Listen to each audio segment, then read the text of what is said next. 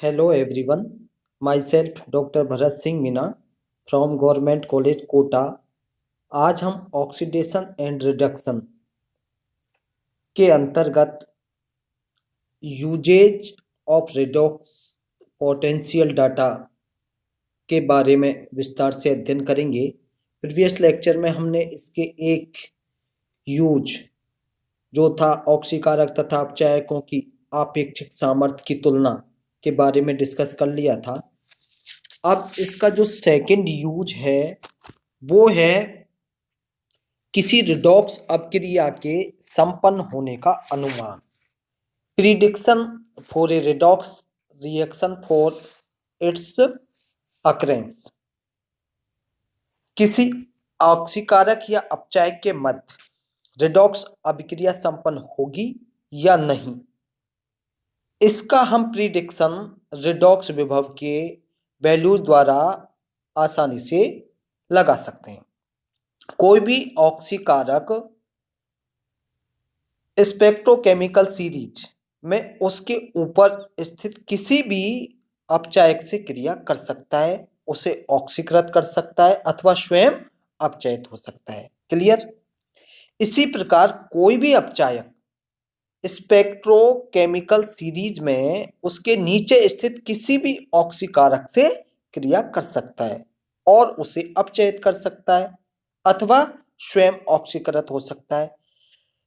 इन दोनों प्रकार की क्रियाओं को हम कुछ उदाहरणों के द्वारा और आसानी से समझ सकते हैं। उससे ये स्पष्ट हो जाएगा कि किस प्रकार से ये ऑक्सीकारक और अपचायक का कार्य करते हैं। यहाँ पर Zn एक अपचायक है और इसके नीचे स्थित Ag प्लस अन्य आयनों को Ag में और Fe2 प्लस आयनों को Fe में, H प्लस आयनों को H2 में तथा Cu2 प्लस आयनों को Cu में अपचयित कर देगा। देखिए यहाँ Zn क्या है, ये एक अपचायक। अगर ये Ag प्लस के साथ रिएक्शन करेगा तो Ag प्लस को ये किस में कन्वर्ट कर रहा है, किस में अपचयित कर रहा है, Ag में। इसी प्रकार से अगर Fe2 प्लस के साथ रिएक्शन करेगा तो Fe2 प्लस को अपचयित करेगा Fe में। H प्लस के साथ रिएक्शन करेगा तो H2 में अपचयित करेगा और Cu2 प्लस के साथ अगर Zn रिएक्शन करता है तो Cu2 प्लस को ये Cu में अपचयित कर देगा। लेकिन आप देखिए Zn उसके ऊपर स्थित धातु आयनों को, जैसे Al3 प्लस है उसको Al में, Mg2 प्लस है उसको Mg में, या Na प्लस को Na में अपचयित नहीं कर सकता। सेकंड देखिए Fe3 प्लस एक ऑक्सीकारक है और यह उसके नीचे स्थित I माइनस को I2 में ऑक्सीकृत कर देता है। आप देखिए Fe3 प्लस क्या है, एक ऑक्सीकारक, और ये अगर I माइनस से आयोडीन आयन से रिएक्शन करेगा तो ये क्या करेगा, आयोडीन आयन को I2 में ऑक्सीकृत कर देगा। देखिए Fe3 प्लस से Fe2 प्लस में कन्वर्ट हो गया और I माइनस I2 में ऑक्सीकृत हो गया है। लेकिन यदि हम Br माइनस को Br2 में, Cl माइनस को Cl2 में ऑक्सीकृत नहीं कर सकता, कौन, Fe3 प्लस, क्योंकि स्पेक्ट्रोकेमिकल सीरीज में ये आयरन से नीचे स्थित है। इसी प्रकार से आयोडीन को देखिए आप, आयोडीन में Cu को Cu2 प्लस में, H2 को H प्लस में ऑक्सीकृत कर सकता है, क्योंकि ये दोनों स्पेक्ट्रोकेमिकल सीरीज में कहां स्थित है, आयोडीन से ऊपर स्थित है। इसलिए क्या कर रहा है आयोडीन, इनको ऑक्सीकृत। देखिए I2 से रिएक्शन की, Cu2 प्लस में ऑक्सीकृत हो गया और इसी प्रकार से H2 किस में ऑक्सीकृत हो गया, H प्लस में। लेकिन अगर हम आयोडीन को Ag और Br माइनस के साथ रिएक्शन करवाएं तो ये इनको Ag प्लस और Br माइनस को Br2 में ऑक्सीकृत नहीं कर सकता। क्यों, क्योंकि ये इसके नीचे स्थित है। इसी प्रकार से आप क्लोरीन को देखिए, क्लोरीन की अगर Br माइनस और I माइनस दोनों को ये क्या करेगा, क्लोरीन Br2 और I2 में ऑक्सीकृत कर सकता है। देखिए आप Cl2 से रिएक्शन करी Br ने और ये किस में ऑक्सीकृत कर दिया, Br2 में। और इसी प्रकार से Cl2 ने जो आयोडीन आयन है उसको I2 में ऑक्सीकृत कर दिया। ब्रोमाइड और आयोडाइड का जो ये तथ्य है ये क्लोरोफॉर्म टेस्ट पर भी बेस्ड है। इसी प्रकार से आप देखिए ब्रोमीन उसके ऊपर स्थित I- को तो I2 में ऑक्सीकृत कर सकता है, लेकिन ब्रोमीन के नीचे क्या है, Cl-, Cl को ये Cl2 में ऑक्सीकृत नहीं कर सकता। देखिए Br2 की I- से रिएक्शन की, Br- में ये ऑक्सीकृत हो गया है और ये I- किस में ऑक्सीकृत हो गया है, I2 में। लेकिन Br2 की रिएक्शन अगर Cl- से कराएंगे तो ये Cl2 में इसको ऑक्सीकृत नहीं करता है, नो रिएक्शन यहां पर होती है। तीसरा इसका जो यूज है वो है धातुओं द्वारा हाइड्रोजन अम्लों से H2 गैस के विस्थापन का अनुमान, या हम कहें prediction for metals to liberate hydrogen from acids. आप देखिएगा ऋणात्मक अपचयन विभव वाले समस्त धातु, उदाहरण के तौर पर हम क्या लेते हैं, जिंक, हाइड्रोजन अम्लों से H2 गैस मुक्त करते हैं, जबकि धनात्मक अपचयन वाले धातु, उदाहरण के तौर पर Cu लें, तो हाइड्रोजन अम्लों से H2 गैस विस्थापित नहीं करते। उच्च ऋणात्मक अपचयन विभव वाले धातु क्या करेंगे, जैसे उदाहरण के लिए हम सोडियम लें तो जल तक से ये H2 गैस मुक्त कर देते हैं। देखिए यहां पर Zn H2SO4 से रिएक्शन कर रहा है, क्या बना रहा है, ZnSO4 और H2 गैस मुक्त की। ऐसे सोडियम ने जल से रिएक्शन की, NaOH बनाया, सोडियम हाइड्रोक्साइड और H2 गैस मुक्त की। और Cu H2SO4 से रिएक्शन करने पर क्या कर रहा है, CuSO4 SO2 और H2O, लेकिन H2 गैस विस्थापित नहीं कर रहा है क्योंकि ये धनात्मक अपचयन वाला है। कौन, Cu।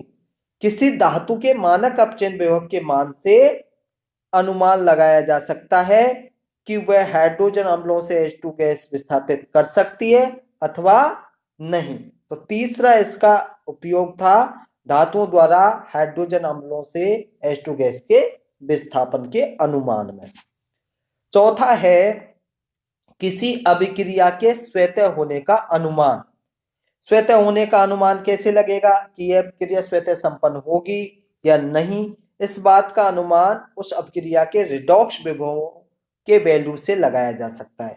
यदि किसी अभिक्रिया के लिए रिडॉक्स विभव का मान धनात्मक है या पॉजिटिव है तो अभिक्रिया संपन्न होगी, और यदि किसी अभिक्रिया के लिए रिडॉक्स विभव का मान ऋणात्मक है या नेगेटिव है तो अभिक्रिया संपन्न नहीं होगी। ध्यान रखें, धनात्मक है तो अभिक्रिया कंप्लीट होगी और ऋणात्मक है तो रिडॉक्स विभव का मान कैसा है, नेगेटिव है, तो रिएक्शन कंप्लीट नहीं होगी। इसको हम कुछ अन्य उदाहरणों के माध्यम से और अच्छे से समझ सकते हैं। देखिए यहां पर CO2+, यहां पर देखिए Sn से रिएक्शन कर रहा है, ये तो CO2+ CO में कन्वर्ट हो गया और SN2+ में। तो अभिक्रिया कैसी हो रही है, अभिक्रिया संपन्न होगी या नहीं, इसे रिडॉक्स विभव के मान पर हम ज्ञात करके बता सकते हैं। आप देखिए यहां पर जो CO है कोबाल्ट, इसका 2 इलेक्ट्रॉन इसने ग्रहण किए और ये CO में कन्वर्ट हो गया, यहाँ CO2+ था और ये कैसा हो गया, अपचयित होकर CO में बदल गया है। और इसका जो विभव है, रेडॉक्स विभव का मान है वो -0.28 वोल्ट है। इसी प्रकार से जो Sn है वो ऑक्सीकृत होकर Sn2+ में कन्वर्ट हो गया और इसका जो विभव का मान है, रेडॉक्स विभव का मान, वो है +0.14 वोल्ट। अब आप देखिए इन दोनों की एक साथ रिएक्शन कराने पर क्या होगा, जो मानक विभव है, रेडॉक्स विभव की वैल्यूज है वो आएगी -0.4 वोल्ट। किस में आई, ऋणात्मक आई, और ऋणात्मक आने पर अभिक्रिया संपन्न नहीं होती है, जैसा कि अभी इससे पहले बताया था कि अभिक्रिया का मान, रेडॉक्स विभव के लिए अभिक्रिया का मान धनात्मक होगा तो रिएक्शन संपन्न होगी और ऋणात्मक होगा तो रिएक्शन संपन्न नहीं होगी। तो यहाँ पर कोबाल्ट और एसएन की रिएक्शन कराने पर कैसी वैल्यू आई, ऋणात्मक। तो यहाँ अभिक्रिया के रेडॉक्स विभव का मान ऋणात्मक है, इसलिए अभिक्रिया संपन्न नहीं होगी। क्लियर। तो इस उदाहरण से हमें यह समझ में आ गया कि रिएक्शन का मान अगर नेगेटिव आ रहा है रेडॉक्स विभव के लिए तो वो रिएक्शन कंप्लीट नहीं होगी। और देखिए आप यहां पर देखिए जलीय विलयन में क्यूप्रस आयनों का असमानुपातन होगा या नहीं, इस बात का अनुमान भी रेडॉक्स विभव के आधार पर लगाया जा सकता है। ये देखिए Cu2 प्लस ऑक्सीकृत होके Cu प्लस Cu2 में कन्वर्ट हो गया है और इसके रेडॉक्स विभव का मान -0.15 वोल्ट है। इसी प्रकार से Cu प्लस और ये एक इलेक्ट्रॉन ग्रहण करके अपचयित हो गया है और इसके जो रेडॉक्स विभव का मान है +0.52 वोल्ट है। अब अगर हम इसकी रिएक्शन करवाते हैं तो ये आता है इसका मान रेडॉक्स विभव का +0.37 वोल्ट। तो कैसा वैल्यू आया, धनात्मक आया है रेडॉक्स विभव का मान। तो अभिक्रिया संपन्न होगी। क्यों, यहाँ पे असमानुपातन होगा या नहीं, तो यहां पर देखिए जलीय विलयन में क्यूप्रस आयनों का क्यूप्रिक आयनों एवं ठोस कॉपर में कैसा होगा, असमानुपातन होता रहता है।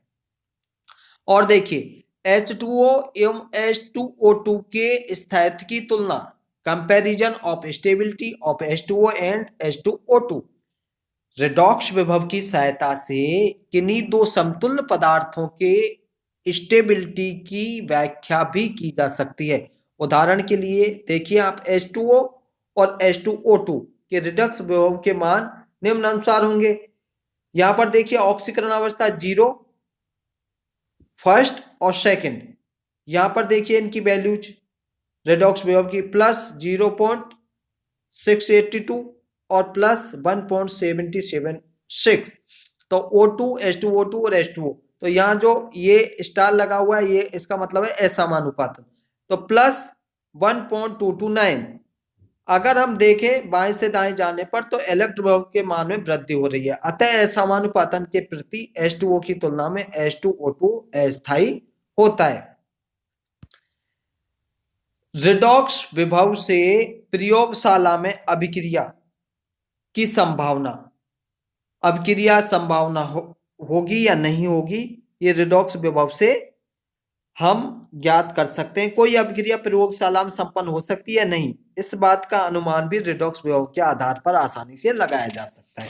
देखिए हम इस टेबल के मान पर टेबल से देखते हैं रेडॉक्स विभवों से अभिक्रिया का पूर्वानुमान।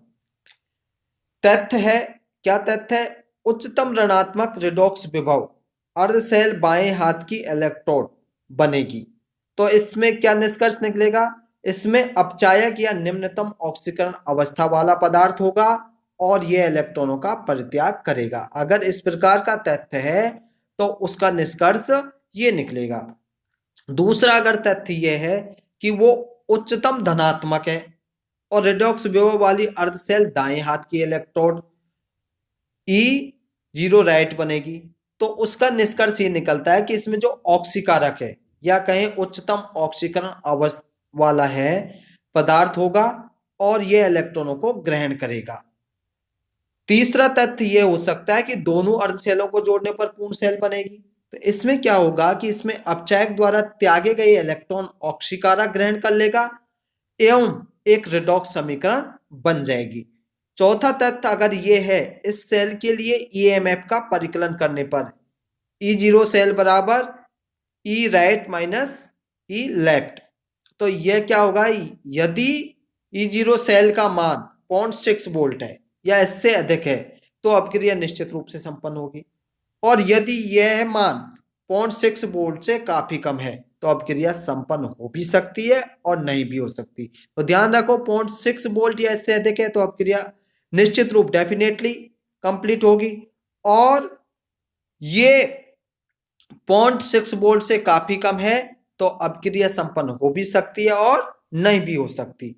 तो यहां पर हम क्या देखते हैं इस सारणी से यह पहचान की जा सकती है कि जो अर्ध शेल अधिक ऋणात्मक होती है उसमें अपचायक पदार्थ होता है जो इलेक्ट्रॉनों को त्यागता है, और जिस अर्ध शेल का E0 का मान अधिक होता है उसमें ऑक्सीकरण पदार्थ होता है जो इलेक्ट्रॉनों को ग्रहण करता है। तो ये हमने जितने भी टाइप के यूजेज थे किसके, रिडॉक्स विभव आंकड़ों के, उनके डिटेल से डिस्कस किए और उन सभी को डिफरेंट डिफरेंट एग्जाम्पल्स के माध्यम से हमने समझने का प्रयास किया। Thank you.